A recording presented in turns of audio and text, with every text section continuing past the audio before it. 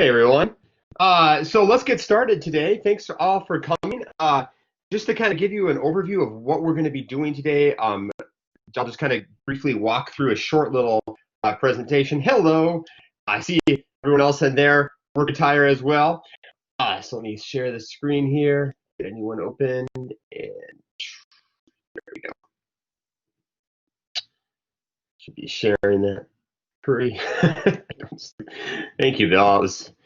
That was great visual mental image there. All right, so we're gonna keep going. All right, so if you have questions today, feel free to ask them. Perhaps by now we're all starting to get used to this whole Collaborate Ultra business.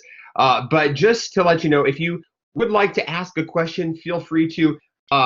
You can ask them via voice if you'd like. If you would like, if you want to just ask it verbally, please just raise your hand first. And then turn on the microphone. And then when you're done talking, if you could just turn that microphone back off again, just because, when I'm done talking, I'm going to turn off my microphone so you don't hear the kids in the background singing and or fighting. If you also prefer to talk via text, please feel free to do that as well. So just open up that little Collaborate panel on the right-hand side of your screen. And then click on the chat tab and type in your comments. Feel free to post there as well. Let's see. The next thing I wanted to show as well is that, again, we're doing this all virtually, but, you still like to have that spontaneity of asking questions, and please do that. Please feel free to add text in the chat. Ed Price, Kathy, and I are all going to be monitoring chat. We're also going to be introducing another little feature as well to Active Teaching Lab. I'm going to pop that open here. Switching tabs. There it is. So this is a collaborative handout. It's in Google Docs. And we always get a handout in Active Teaching Lab. We always give you handouts. But this one you're going to help create. That's kind of the beauty of it being all digital. Is that we can all work on this together. So I am going to take the code from the Google Doc here, and it is set to anyone on the internet can edit if they have this link. So I'm going to click on that link, copy it, and then I'm going to go to the chat. I'm going to post this in the chat, the link, and you can just click on that link and go right to that document. And if you have questions today that or something you really just want to have addressed, please feel free to put it in here, because one of the nice things about having a Google Doc is that it persists. And if somebody comes in a little bit later and they may not see your question in chat in Collaborate Ultra, so if they come, somebody just comes in, they aren't going to see some of these links, they're going to see some of the comments, but in Google Docs it will persist, and you can add and edit that. So if you could, on the left-hand side of that screen, of that table here, feel free to ask your questions. Topics you want to have addressed, something that it's itching you, that's just kind of bugging you about the topic today about breakout rooms, and post it right there. And then if somebody else, if you're reading through those questions and you're thinking, hey, I've done that, or I have to deal with that problem myself in my own courses, feel free to write it on the right-hand side as well.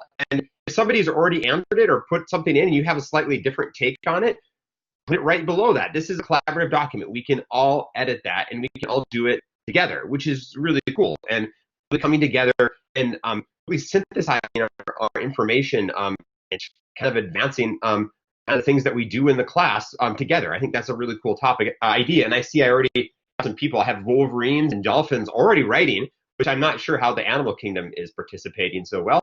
But we have all kinds of comments going on already, so please feel free to participate in that. So I wanted to have everyone add a picture as well.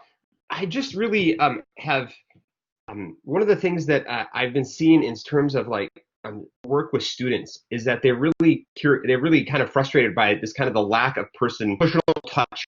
You don't have that interaction with the professors. They don't get to see your face in class every day. And so any way that we can kind of increase our personal presence in the course, we found that students really appreciate that. That's one of the things that I think this was from Madison. One of the things that at least Madison students have been seeing, and this is kind of a bigger study within the campus, is they really appreciate personal touches, things that can emphasize the humanity, the personness of you the instructor. And one of the easiest ways to do that is just your picture on things, like your little collaborate picture that you can see at the bottom of the screen. So if you could, just to increase the community of learning so we can see all who is here, and also to kind of increase the sense of, there's actually people at the other end of this computer, go into the collaborate panel and then click on settings. So you can see that right down there. And then click on the image right there. It might just be an initial or a letter, just like, actually that's in Canvas. And here it's just going to be like a little kind of cutout of a little head. And then put a picture in there. And it could be something that's similar to what you see of mine or Kathy's, as I'm going to bring that one up pretty quick, that it's really just more of a headshot, just like this. So that way we can kind of see really, even if it's really small, who it is.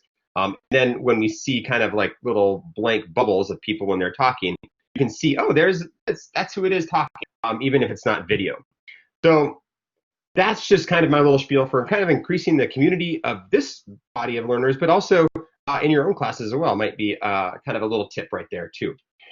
With that, today we're supposed to be talking about breakout groups. And so I wanted, Kathy, Ed, and I have been talking, and Kathy has some really amazing ideas for just different ideas for streamlining breakout groups and really helping students to get the most out of them, helping you to kind of see what students are doing, even though you aren't able to, kind of like you would before, walk to different tables and see how students are doing. So I'm going to turn this over to Kathy Pinkowski, who's going to talk about breakout groups in Collaborate Ultra. So Kathy, take it away.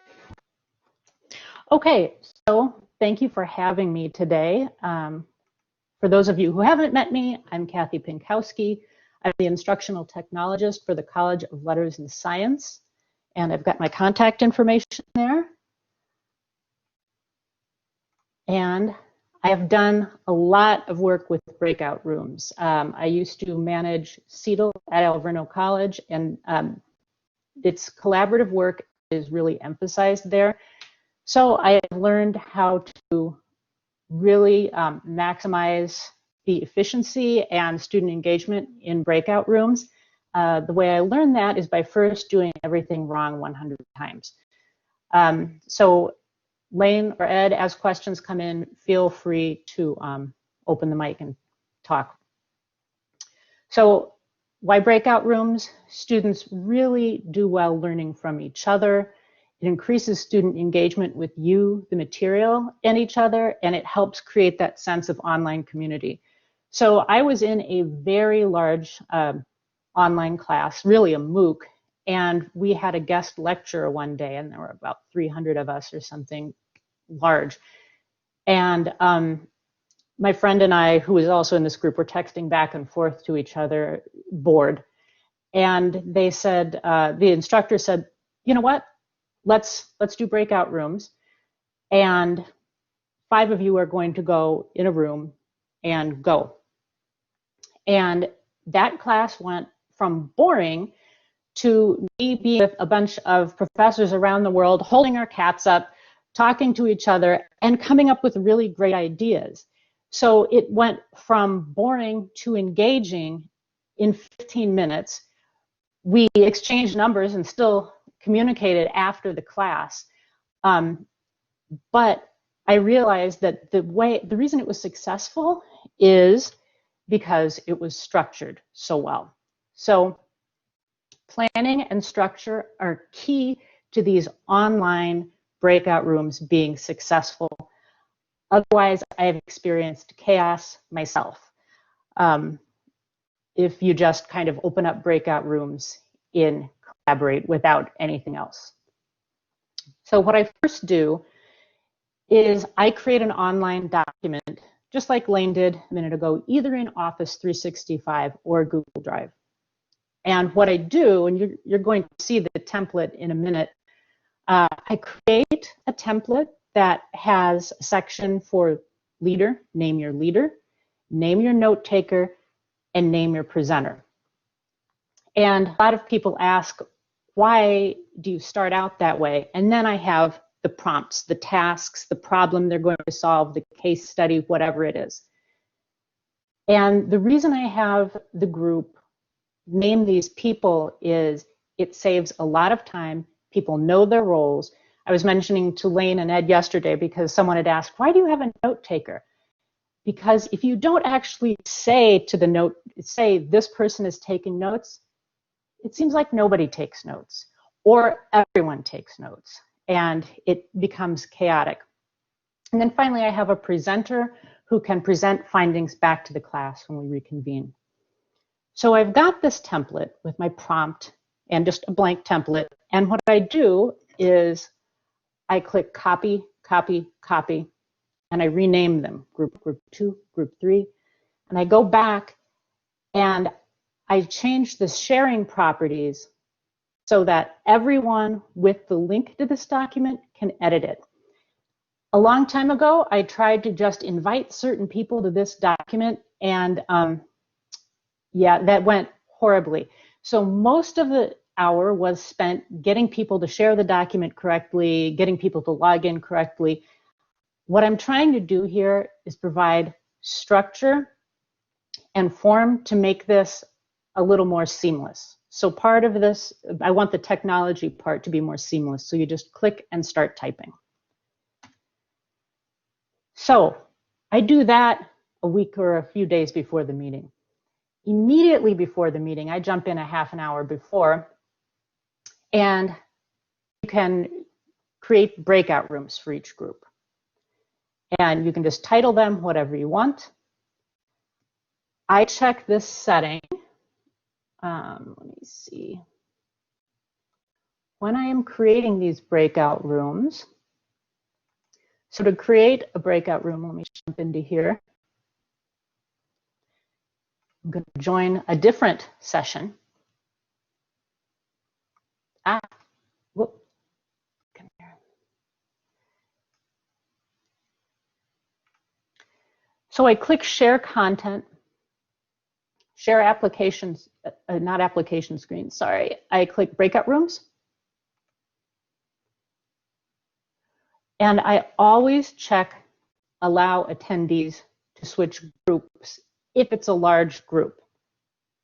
I'm going to tell you why in a minute, but I allow them to switch groups so they can basically join their own groups versus me dragging people in. That is kind of the long and the short of that. So that's a good question, Vicki. You can't create these breakout rooms and save them. Unfortunately, I wish you could. It would make life so much easier. I would love to be able to pre-populate these and make them before, but it doesn't save them that way. So I just join the meeting early and start creating the breakout rooms ahead of time, but in the same session. Lane, are you okay with showing that to people in a minute? Yep, thanks. Okay, so I create a breakout room for each group. As I showed you a second ago, I check the setting to allow attendees to switch groups. And then I open a bunch of docs on my setting. This is for synchronous classes and meetings. Yep, so this is in Collaborate Ultra. Yep, so here's what I do.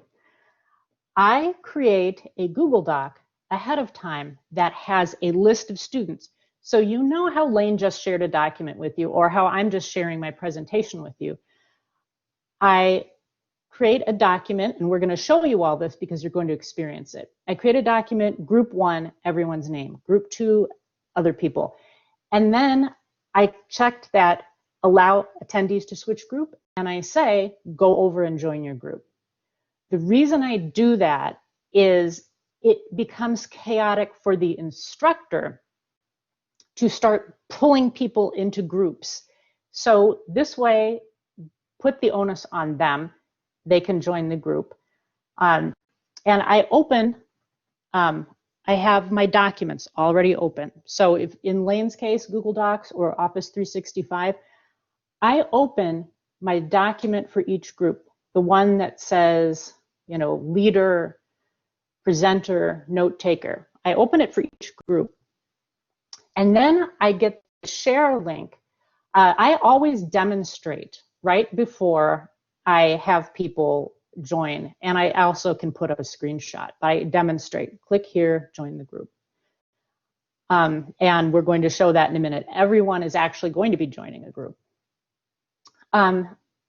So what I do then is I paste the link for each document into the individual breakout group in Collaborate Ultra.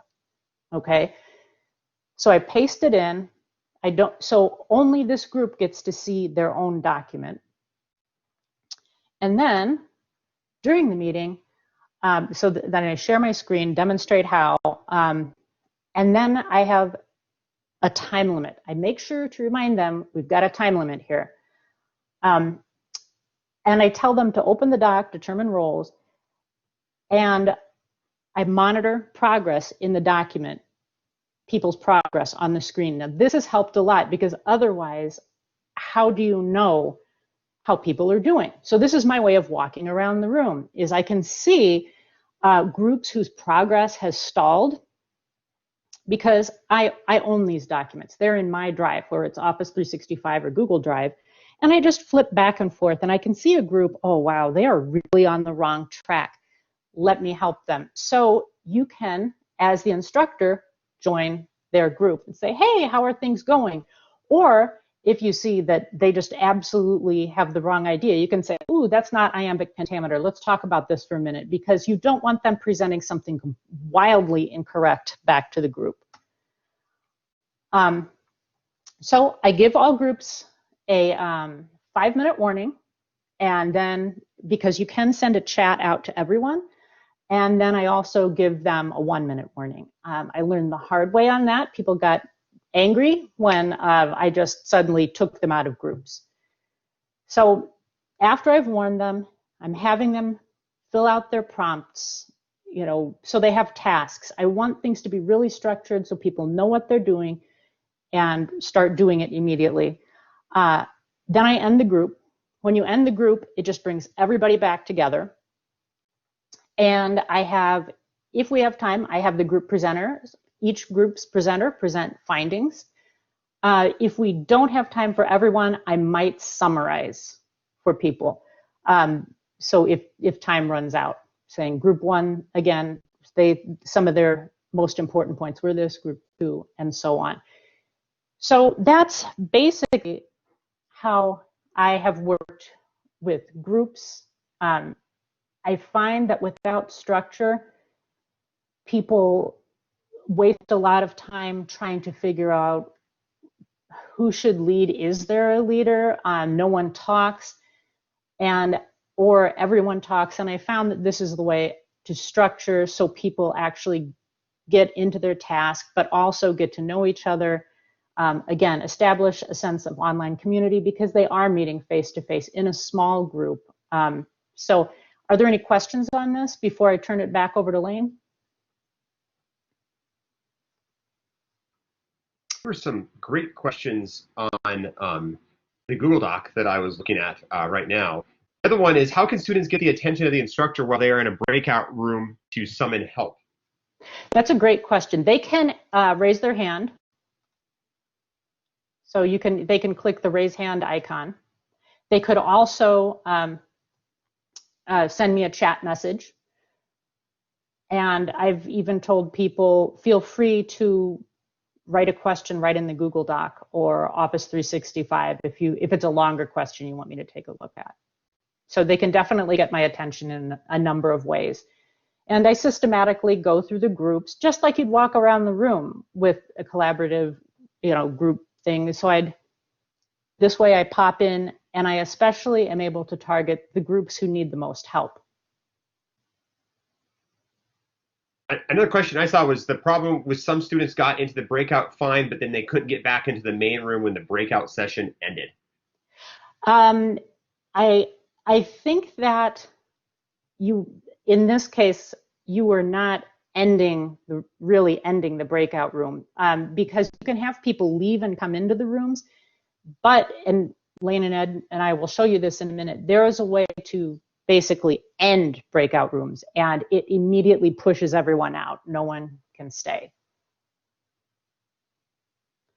And go ahead, Kathy. And you know, in Collaborate, you can chat just with the group. So I can say group 4, et cetera, what's going, you know, how's it going? Do you need me to jump in? I can send a chat message to all groups. We've got 5 minutes left. We've got 1 minute. And I can send private messages, or they can send private messages to me as the moderator. Kathy, do you want me to take the screen and then kind of we can show them the document and show them what to do? Absolutely. All right. Thank you, Kathy, so much. I really appreciate that. All right. So I am going to pull the screen away from Kathy. And what I am going to do is the whiteboard available within each breakout group, Vicki? It certainly is. Right. So I'm going to share my screen here just so you can see what it is that I am doing. Okay. So right now you see basically two different things going on. I have on the left-hand side, I basically broke everyone out into groups, and you'll notice I just did it fast in alphabetical order. But I put everyone into groups. So this is kind of what, and if Kathy, if she sees me stumbling, she can feel free to pop up and say, Elaine, you did it wrong. But what we did is I just named all the groups, 1, 2, 3, 4, 5, 6, and then I put people in as they got in. Now, you're only going to have to do this once, and you could probably do it beforehand because, unlike us, you're going to know who's going to show up into the class. You already have a class list for your course. So you can do this however you want. And then what I did is I'm going to then, if you can see on the right-hand side, I'm going to click breakout groups. And I have 6 groups already created. And what I'm going to do is I'm going to have a custom assignment. So that way it doesn't automatically put you into a room. I'm going to allow attendees to switch groups. And then what I'm going to do is click on start. And what I want you to do is you to look at the Google Doc, and I'll share it so you can just see this document on the left. Look for your name and see, okay, hey, I see group 4, Nora is in there. And so Nora, you look there at, see you're in group 4, and then put yourself into group 4. And then once you get into the group, I will share with you, or Ed or Kathy will share with you the collaborative document that you're going to be doing. So that way you can you all will have that document that you can start working on and then start talking about in that breakout group. So I'm going to click start, starting breakout groups. All right, so I am in the main room, and everyone here is in the main room. And what you need to do then is go into your groups. You can.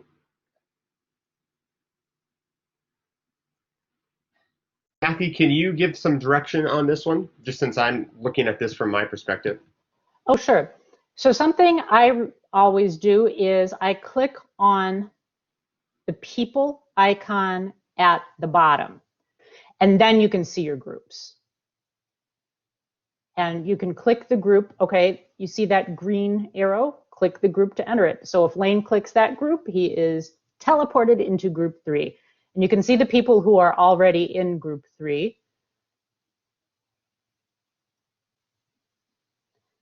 Lane, do you want to show them again? Or I can share my screen. So you are going to click this people area.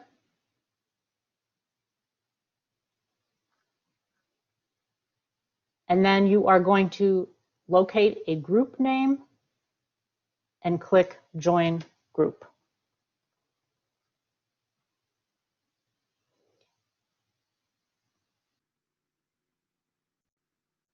One. I'm popping you in, everyone. All right. Bella, group 1. Bob, group 1. There you go. So I'm supposed to be in a group, but all I see is the Google Doc. I don't see my group. You are. How about the purple tab on the side? No, it doesn't. I Who's just see the talking right Google now? Doc. All I do see is the Google Doc. And if I open the purple tab, then I see the chat. But I don't see anything that relates to my group or anything. Kathy, can you continue to help her? And then. Right. I am moving people into groups, actually. Okay, sorry. Okay. Everyone. Well, the real problem is we have too many moderators touching the groups. I can see that. It's actually warning me that people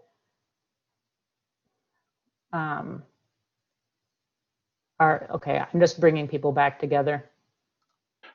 Ed, I'm going to bring people back together, okay? I couldn't agree more. And then let's just randomly break them out. So this. Okay, I broke everybody out. I added everybody back, and because we were having so much chaos. Here is the problem. Don't let more than one moderator touch the panel at the same time. That was what was going on. So all the drama that everyone was seeing, that was due to the fact that Lane, Ed, and I were all touching this attendees panel at the same time. And I was actually getting warnings saying there are unsaved changes by another moderator. And basically, we confused the heck out of Collaborate Ultra. So this is a great lesson. Only one teacher, tell the other teacher hands off, right? So that is what happened here in this particular case.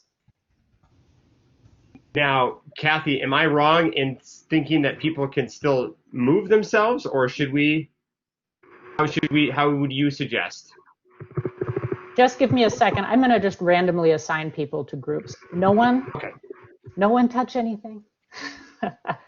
And how confident am I that that was the problem? 100%. Esther, 100%, because it was actually throwing error messages. Now, I'm not saying there couldn't be other problems with this, but it was actually turning things off and on. And Lane, make sure you're not sharing anything at this time.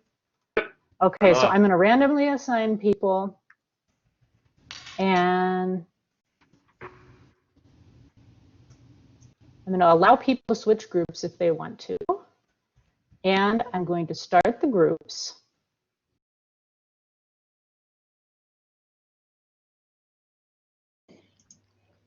All right. Well, thank you, everyone, for working so diligently. I heard a lot of good ideas, questions about Blackboard Collaborate. Ed and Kathy, did you have anything that you're finding from the groups that you had? I just think generally, I'd put in a general comment because the three of us are co-presenting. It adds a lot more chaos than you would normally have if you were just one person doing it. Yes. So I would say, do not be afraid. When three people are doing it, we were kind of overwriting and thinking that one person was doing something that they weren't. So actually, I've had a number of people use this at UWM pretty seamlessly. Even someone who is a professor who's significantly visually impaired was able to use this method just like that. I'll agree with Kathy. I think having all of us in there caused more issues than we thought it would solve. So we've learned something today as well. Yeah. And I also was looking in through all the groups and the work that was going into them. I think, again, I really affirms what Kathy was saying as well, or what kind of built out those worksheets to do, is to really have somebody who has to take charge about a particular thing. And Kathy had a wonderful illustration, like CPR class yesterday. We were talking, and she's saying, if you yell at a group of people to say, somebody call 911, nobody's going to do it. They all think it's somebody else's responsibility. But if you point to somebody and say, you call 911, they will go and do it. And I think that's kind of one of those things here as well, is that we say, everyone, you need to take one of those assigned roles, and then you need to go through and walk through what each of those roles are, which we didn't have time to do today, but to kind of walk through people what each role is, so that way they know exactly what it means to be the group leader, what it means to be the group note taker, and what it means to be a participant and a reporter. And so I think these are some really good lessons that we were learning just because we were just doing this. I think is one of those things as well, is just doing these things. You learn so much by doing it. So I really appreciate everyone here working on this, and Kathy's really great kind of helping me understand how breakout groups work and collaborate, which I hadn't really done before. Sure, and remember, you can use these, the people who have Zoom licenses, pro licenses, you can use this in Zoom. I have read that Teams will eventually get breakout rooms as well. Have you guys heard that? Lane, Ed? I've heard lots of promises from Teams. So okay. Yes. So, but just so you know, it's really the technique more than the tool. Yes. And thank you. And I want to be attentive to time here, so I'm going to probably wrap this up here. One, just to let you know, we will be sending out, next week we'll be having, we have another topic, lessons from spring, the things that we learned from last spring that we're going to be changing this fall. So be on the lookout for the next Active Teaching Lab next week. And today we will have an email coming with a session evaluation, a link to recording, and then a handout as well. I'll be going through and answering questions. Ed and Kathy will, hopefully they'll have some time to pop in as well. We'll get those questions answered, and we'll give you, I'll send out an email as well with links to Fall 2020 Lab course, so you can start getting, so we have some of the material archived, so you can always come back to it. Thank you as well. I would just really want to reach out to everyone and thank you so much for being part of this first virtual Active Teaching Lab. It's just crazy. You don't know what it is you don't know what to expect. And I really appreciate everyone kind of working alongside us and helping us out, asking some really wonderful questions, being such great participants. And thank you as well. Just thank you so much for everyone here for your help. I'm going to be hanging around, but otherwise, that's it for today. Thank you again. Have a wonderful week. Good luck online. Oh, great question. Another one. Is there a reason I am using Google Docs and not Office 365 or collaboration inside of Canvas? That is a great question, Susan. I'm using Google Docs because I find it a little bit more simpler in terms of use and getting it out to people without having to go through logins.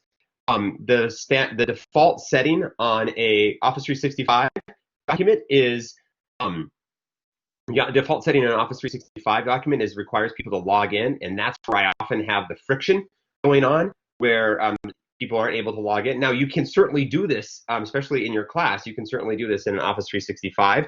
Just make certain that you have the settings set and that you check those, because sometimes I've seen them not unstick for some whatever reason. It's probably user error. But you could use this in Office 365. A collaboration in Canvas, I have had, maybe other people have had different experience with collaborations inside of Canvas, but I've had a lot of issues with those. So I tend to just kind of go with what's easiest. Maybe it's just laziness on my part, but at the same time, it's just a tool that I found to work really well, and that was Google Docs. But you can definitely use what works well for you in your close. How are you showing us the Google Doc? Is this screen sharing, or do you have it embedded in a PowerPoint through Magic Power? Magic, actually, Sarah. It's Magic. That's what I've been studying during the COVID-19 lockdown, is Magic. Watching lots of Ben and Teller. Or also, actually, what I'm doing is I'm using Chrome. See, Ed gets my jokes. He laughs at me. I'm using Chrome, and what I'm doing is I'm in Blackboard Collaborate, and I'll try not to blow our minds here. How did I get you?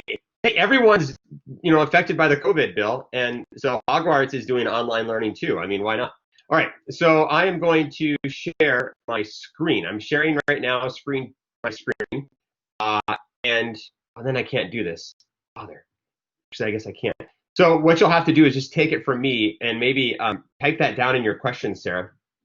But what I was doing is I'm sharing in Chrome, and then I'm sharing a Chrome tab of the document. So there it is. So I'm sharing a Chrome tab, and then what I have actually, Sarah, what I've done, if you look at my if you could see my tabs, but you can't right now, and right now it looks kind of wonky. I have to stop that. But one more time, it's hard for me to talk and click on collaborative handout. So if you looked at my tabs, I have basically all the main top things I want to talk about today loaded in my tabs. So that way I can just click through the different tabs, and that's how you're able to see it. Connie, you had something to say, or you raising your hand? Yeah, I wondered, somehow it went too fast, I was looking in the wrong place. Somehow you jumped to, in the very beginning, to these groups, and I don't know where you went from. You're in a Collaborate Ultra session, and then somehow you had groups. There's something you clicked. I didn't see where you went. What did you do to go into breakout groups? So hey, Connie, why don't I'm going to email you like a guide that'll walk you right through that. I think it'll be easier for you to kind of look through it, and it's down in the and you wouldn't be able to see this because you're in here as a student right now. So even if I sent it to you, you know what? Let me just do this real quick, and then I'll send you the guide as well. So the screen's going to look a little funky for a second because I'm sharing a screen on top of a screen on top of a screen. But as an instructor, if you come down to share content, the breakout groups are here, Connie. Now you're not going to see that in your view now, and then you can breakout group, and then because you're in student mode, and then you have these choices. But I think if I send you that guide, it'll be a little easier for you to walk through because you'll be able to see it while you're in your collaborate session as the instructor. You just won't see it now. So I'll get that to you before our staff meeting this afternoon. Okay, thank you. Yep. Hey, Royce, you've had your hand up and been patient for a while, or maybe your hand is still up and it's run out of blood. Did you have a question for us? Yeah, I did.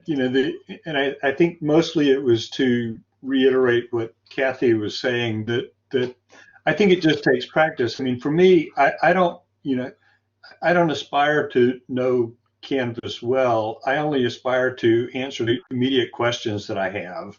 And so, I find, I just have to look for, it's not really a question, I guess, but I just look for specific answers to things that I'm trying to deal with, which is why I was in this group today, because I was trying to get better at doing the breakouts.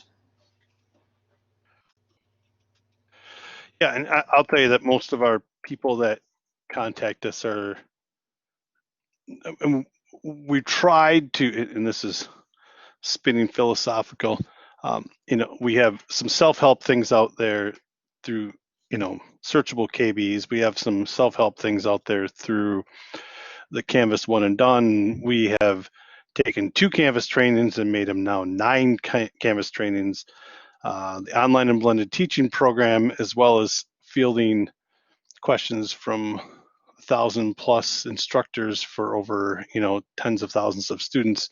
And I will agree with you, Royce, that most of it's like, I just need to know this right here, right now. So the small staff at CETL is working as fast as possible. And Connie, I think there were a lot of projects that we were probably working on or starting to work on, but these things became very pressing very quick, and absolutely. it's triage. So at this point, we are working on those things, and we understand that the self-help is there. It's just getting it organized and things.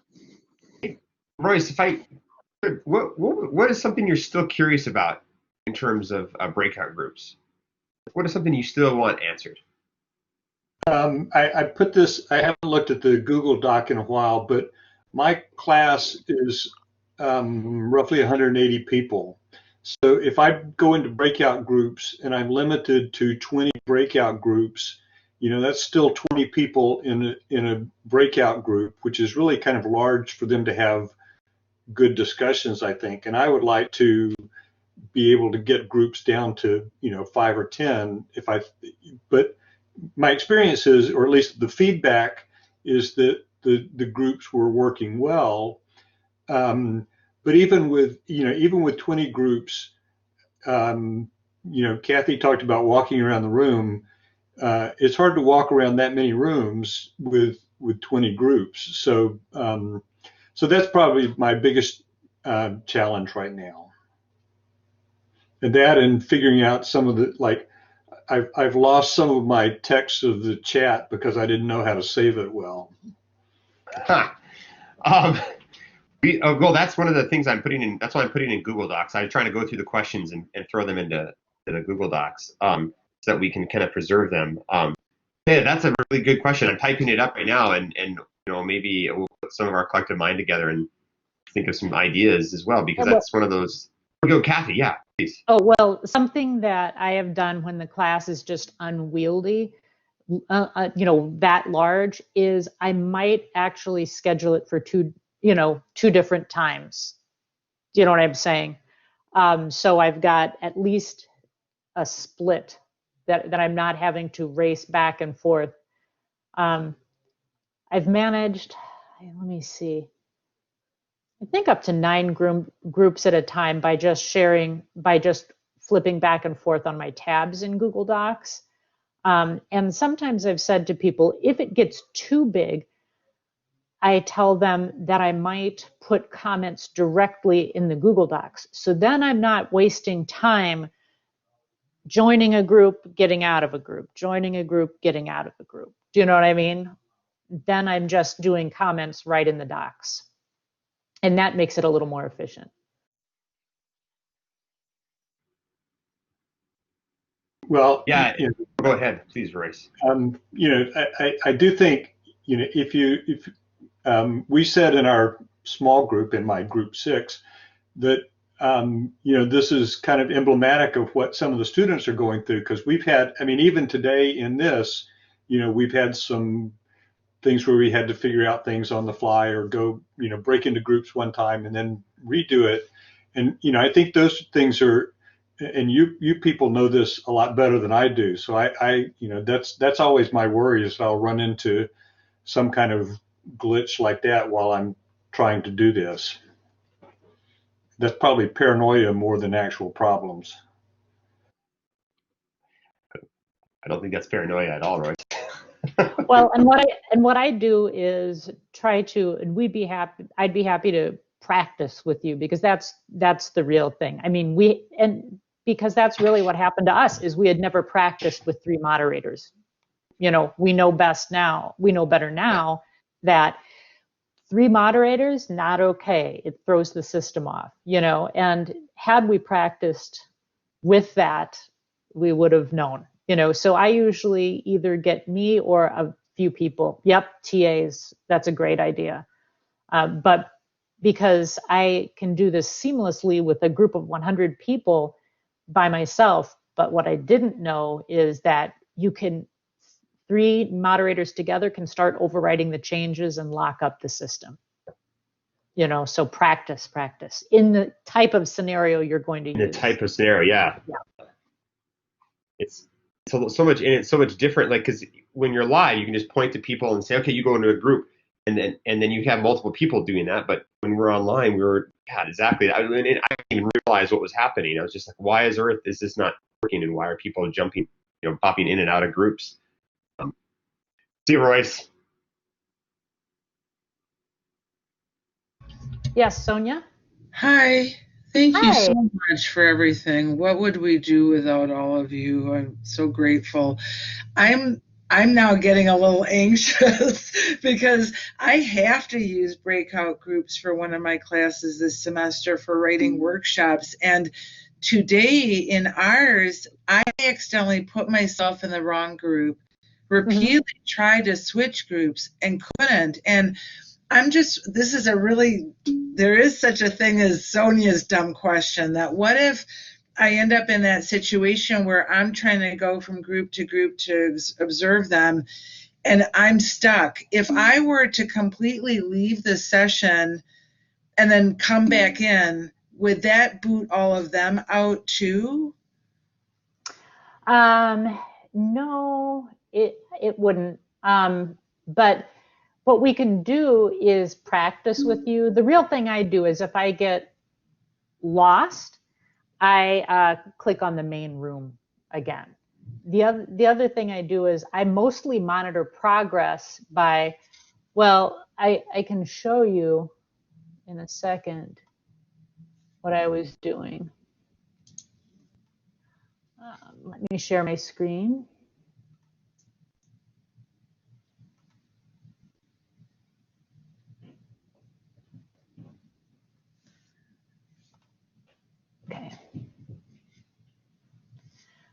Okay, you see this?